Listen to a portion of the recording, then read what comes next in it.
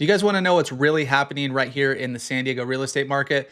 That is exactly what we're going to dive into today. Three specific examples of clients we have been able to help out over these past few weeks, give you some insight into what's actually happening in the market with people we are working with actively in the market. So we're going to go with one story from a buyer and two from sellers, and we'll dive into the full story, the breakdown, so you know what is happening in these distinct markets. And as always, every market's going to be a little bit different, so these stories can change. Every home's going to be a little bit different. We've sold homes in some of these communities already. In this home, this process was a little bit different. So it's important to know exactly what's going on for that specific home. And if you guys are thinking about making a move, whether you're buying or selling, that's exactly what we do right here in San Diego. I'm Chris Erickson with the Living in San Diego crew. And if you're thinking about making a move and you got some questions, all of our info is right down below. Let's start that conversation, get you dialed in, and start the process. So let's jump into it right now. So the first story is some buyers we were able to recently help out. They were looking in Carlsbad. They were looking for a detached home in that $1.4 to $1.5 million price point. And they were kind of casually looking. They had some other stuff going on where they needed to sell some other property to get into this property. This opportunity jumped up. They loved this neighborhood. They've actually kept their eye on this neighborhood, and they were all ready to go. They had their loans ready. They had their deposits. They had everything already all set up just in case this did happen. So being well prepared really helped them out in this situation. We weren't like actively out every weekend. It was just like maybe randomly one home would pop up here, one would pop up there. This one popped up. Got to see it that first weekend and ended up obviously getting their offer accepted. Now, this was a bit of a competitive offer situation. It came on the market on a Thursday or Friday. The agent held the home open for that first weekend on both of those days. So getting a lot of traction going through there, a lot of people walking through the house, checking it out. And by Monday, they did have multiple offers. I believe they ended up with 4 different offers, and our clients ended up having the winning offer. We actually got the offer accepted without any counters, which is kind of interesting, where in past few years when you got multiple offers, usually you'd see a multiple offer situation where the seller is going back to all the particular buyers and countering their price, their terms, whatever the case may be, asking for the best and final. In this situation, we didn't come across that because I said in past years, it was a little bit more of a frenzied market. Now we are a little bit more normalized market. Well, yeah, you're going to get some competition, but it comes down to communication with that listing agent and writing a strong offer and writing a clean offer, which is exactly what our clients did. They had quick closing timelines. They had quick inspection timelines.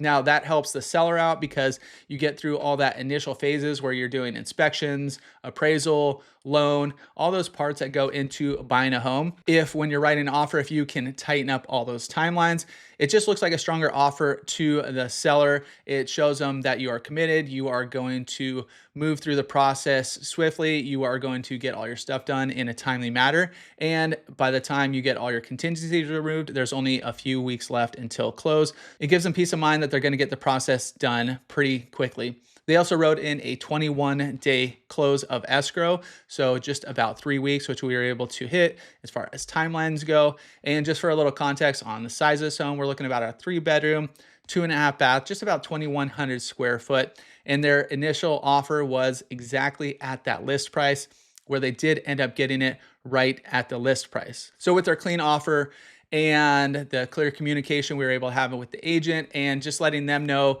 our clients are going to work hard to get this closed, we're going to work hard to get this closed, we were able to get that offer accepted. Now, as our clients were working through the process, we were getting their home inspections. And usually when we are working with clients, we always recommend general home inspection for sure.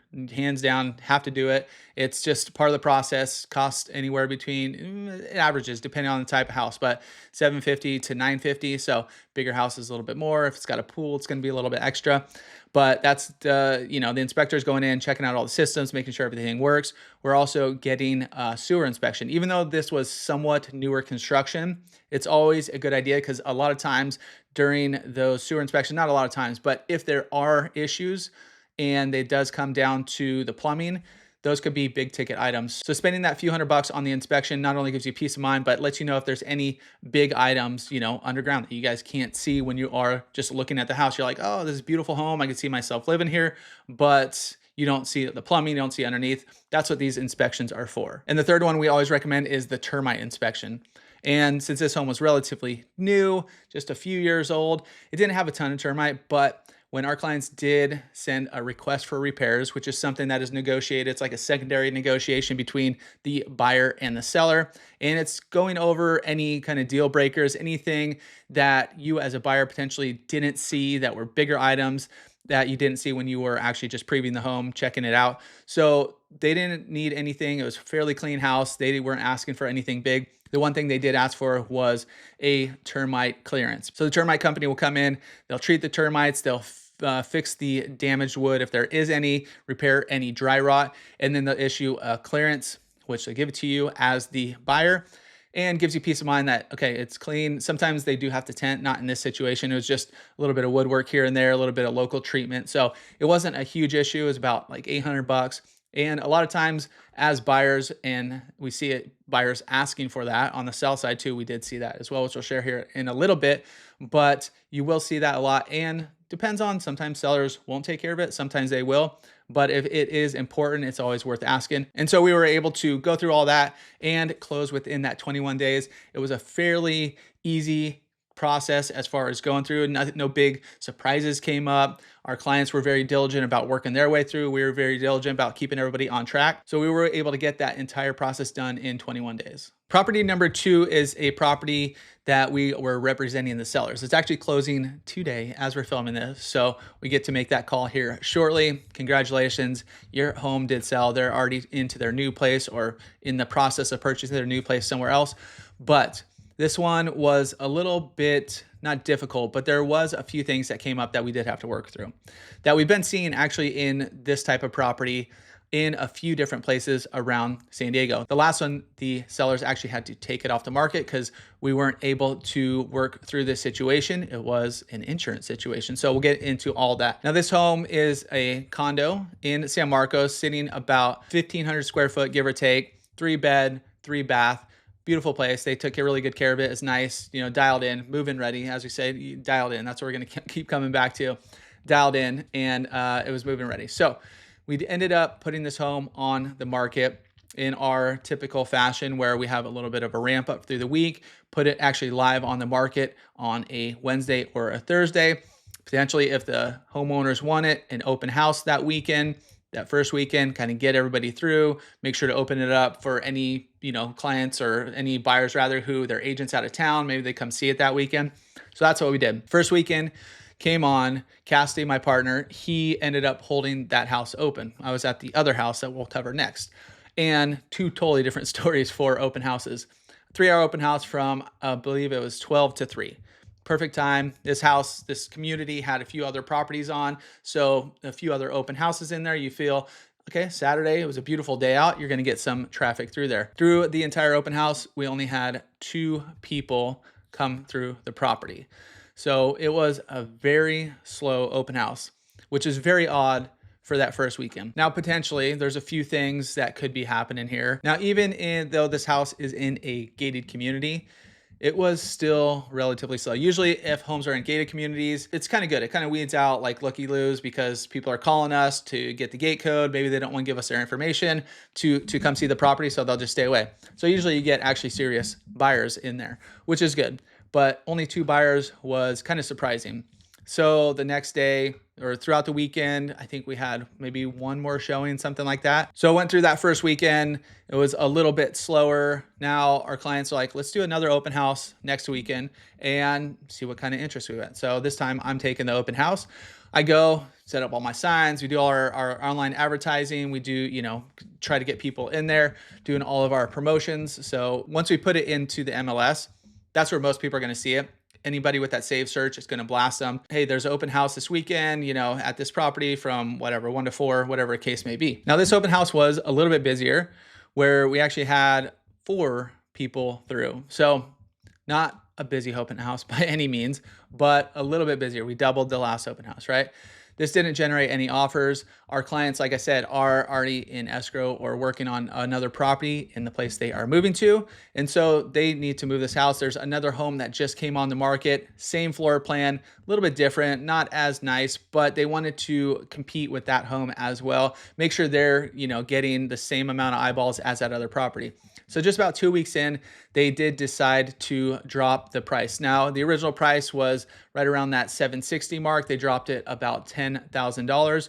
So just to get a little bit more action, and you could see it on the charts too. When we send our weekly seller updates, we're showing them, okay, here's how many Zillow lists or how many Zillow viewings. Here's, we're showing them our charts, how many people are going through our ads, going to our single property website, all that kind of stuff.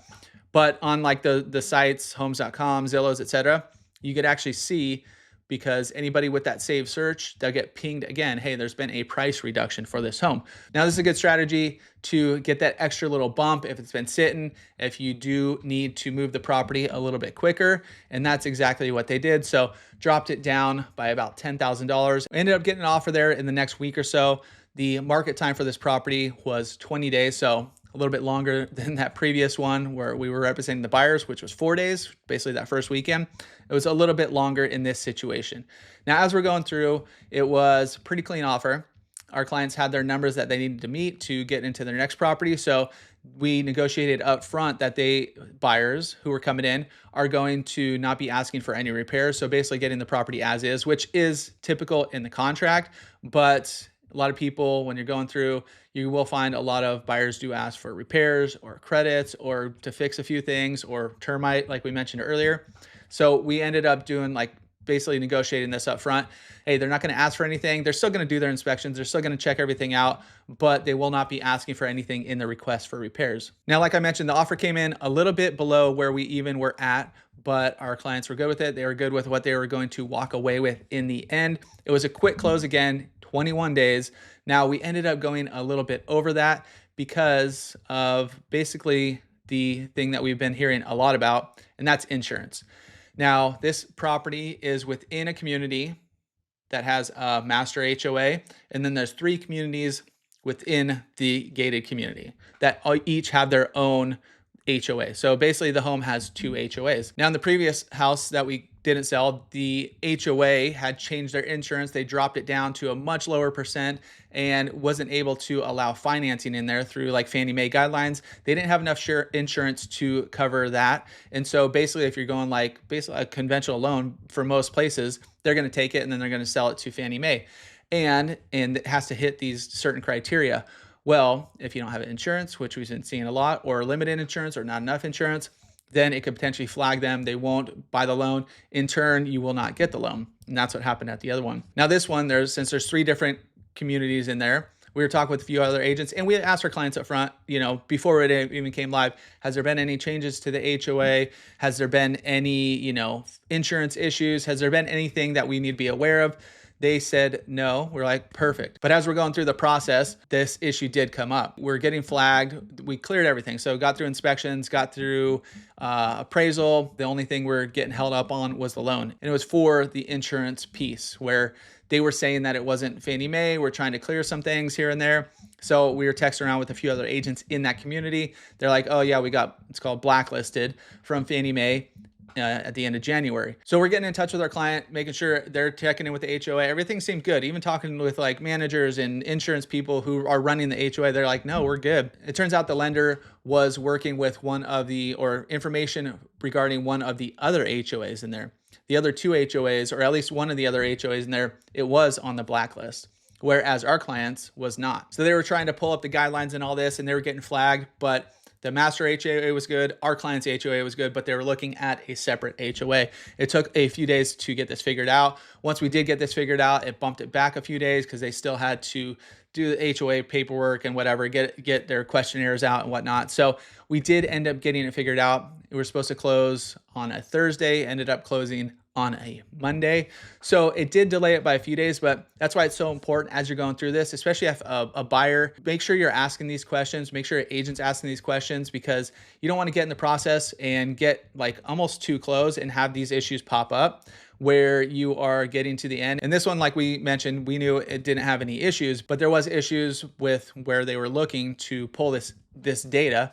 And so it's important to know, like, okay, even if you're looking at single family homes, how much is insurance going to be? Can I get insurance? Because even talking to our insurance broker, there's certain areas that aren't blacklisted, but there's going to be much higher premiums. Some they actually will not lend on. And we've seen it more and more where condo complexes have been running into this issue of potentially having insurance issues. So it's important to know all that up front so you don't go in there, like I said, spending money on inspection, spending money on appraisal, because those are out of pocket expenses as a buyer, and then potentially run into this issue where the HOA, it can't be funded, and then you do have to cancel the contract. So just be aware of that. We have been seeing more and more of these little insurance things popping up. It's not everywhere, and it's not every home, it's not every condo. So just be aware of that. And if you have questions, feel free to reach out, call, text, email, because we got your back when making the move here in San Diego. The next property we're going to cover, we were representing the sellers. It's in a highly desirable neighborhood here in San Diego. And it was a single family home with a pool out back, 5-bedroom, 4.5 bathroom, nice big property, like 3,600 plus square feet. It was listed at $2.4 million, a nice view over the back, big driveway. So tucked away where it ends up, it's not really a main road. There's just one road, dead end. So anyways, good location. It had been a rental for a little bit for the past few years. And so it did have some wear and tear. Our clients got it cleaned up as good as they could and painted, and got it looking as good as we could for the market. And when we were pricing it, we were also pricing it with that in mind. Obviously, when people are coming in, you could see that it did have a little bit of wear and tear. It wasn't brand new upgrades. It had been upgraded throughout the years, but it wasn't like somebody had come in and remodeled it. It was like, dialed in. And so we did price it accordingly. Now, this one, we also did have an open house that first weekend, and I was sitting that open house. I was holding that open house. And it was a little bit crazier than the other ones that we were just mentioning. So we had 28 or 29 groups through, and it was just a constant stream of people coming in, checking out the open house. The house was really, except for the first 15 minutes, there was a constant stream of people going through the house. So it was a good first showing. Unfortunately, that first weekend, we did not end up getting any offers.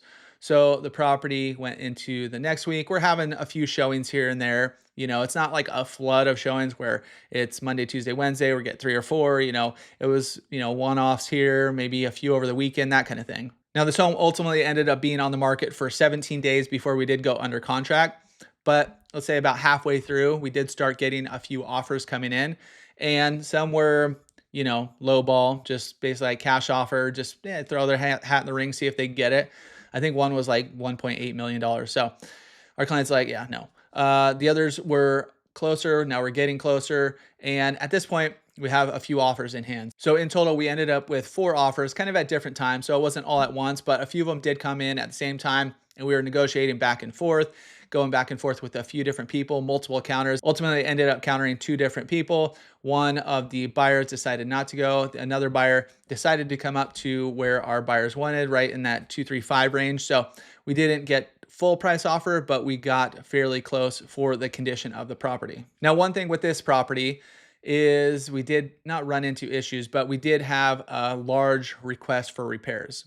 The buyers were going through, they gave us a full list of repairs. They wanted bigger items done, stuff that should have been seen and probably was seen during that initial tour that they did have, where they did see the house. It wasn't like hidden stuff and plumbing and this and that. It was like the pool. They wanted a new plaster job. They wanted a lot of stuff. Our sellers decided, okay, we're not going to do all that.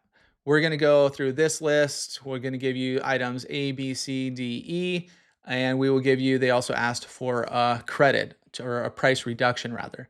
So our client said, okay, we'll do that. We'll do these items. This process took a little bit longer too, just because there was a little bit of back and forth with the buyers and sellers and coming to that final decision.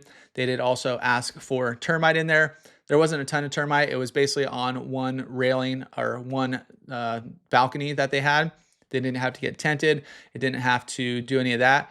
Now, they didn't want to do that, so we ended up taking care of that with the other agent. But from the initial what they asked to be done to what actually got done was a much smaller list, and our sellers were happy with it. So the final sales price was about 97.5% of that original list price. So our sellers were happy, and we did, once again, another 21-day close. So those are the last three we've had have all been 21-day closes, which when we're talking with clients and buyers, especially, how long does escrow period take? And it really varies anywhere between like 21 to 45 days. Could go further, could go a little bit less. And it really depends on what the seller wants. This seller obviously was moved out, the renters were out of there, it was cleaned out, it was vacant. So the quicker the better, get it all done. And they were able to get that all complete during that time. And so that's what's really happening in the San Diego real estate market. As we always mention, it comes down to your specific situation, whether that be price, condition, location, all those are taken into account. And they're all, from one area to the end to the next could be totally different stories, from a 4-day market time with multiple offers to a 20-day market time with just one offer. So, and it could go even longer than that. We're seeing other things happen right now in the market, which we're going to keep you up to date. And that's why it's so important to start that conversation early. So if you guys are thinking about making a move, whether it's next week or next year, I'm Chris Erickson. We got a real estate crew right here in San Diego, and we got your back when making the move here in San Diego.